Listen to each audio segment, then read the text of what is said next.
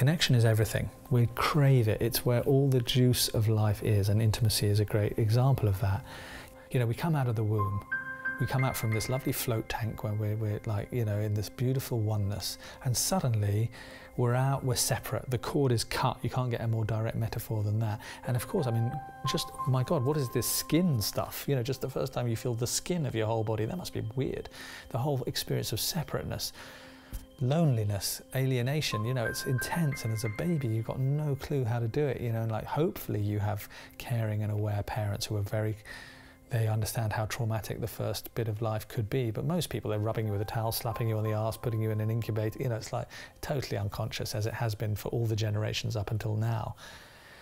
And it's the opposite of connection. We come into division, like we were saying earlier. To have a me, me, me experience, we need duality. So the payoff of that is you've got to have this disconnect, and it's agonizing because we know it's a lie. We know that there's a oneness, and yet we can't quite find it. We have to take this forgetting pill to forget the oneness so that we can have this theme park experience of planet Earth.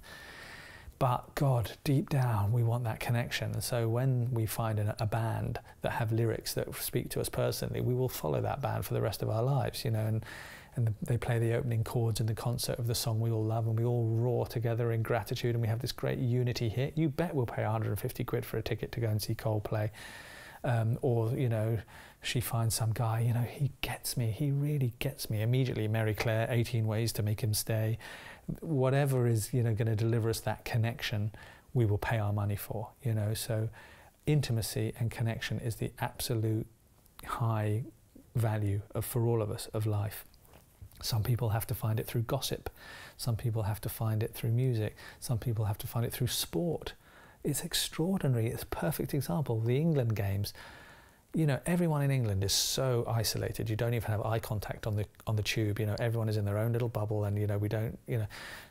Yet 22 millionaires kicking a bit of leather around a field, suddenly it goes in a net, and you can turn to the person next to you and hug each other and jump up and down and have a swig of beer and a conversation. Somehow this weird permission slip of sport allows isolation to go to intense connection. So sport is, again, why they get paid millions and millions of pounds, because they're bringing the connection. Musicians paid millions and millions because they're bringing the connection. Whatever brings the connection. And intimacy is our highest value. Yet, of course, it's vulnerable, because we might get rejected when we were little. You know, there's so much pain in the times we tried to reach out and have connection when we were little.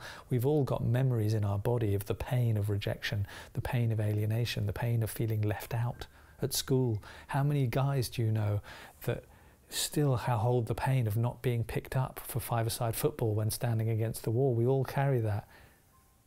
You, yeah, we all carry that.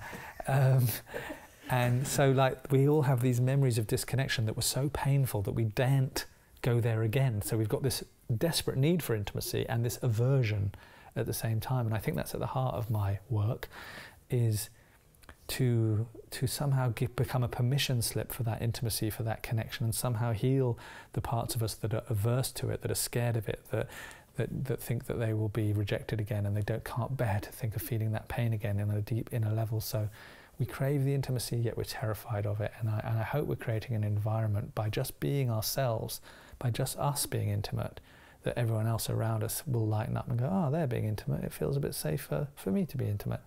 And just creating a culture of permission to connect and to share deeply without it having to be naff.